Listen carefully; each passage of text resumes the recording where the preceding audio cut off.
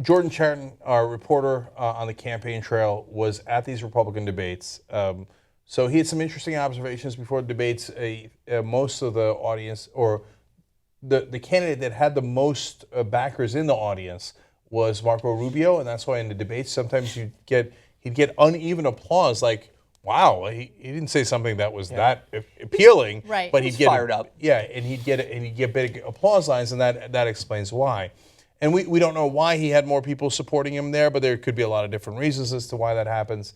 Now, even more interesting is he actually found some fundraisers for Marco Rubio, and talked to them, and they said, "Look, we'll talk to you off the record."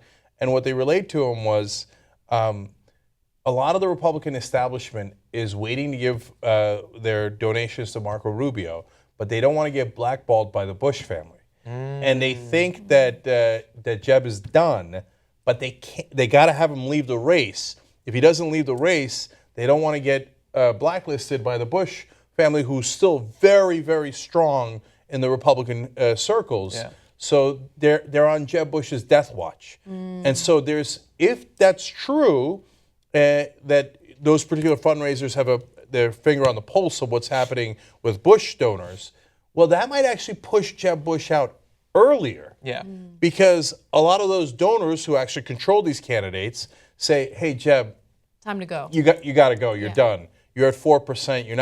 You get out of the race before you get embarrassed in New Hampshire.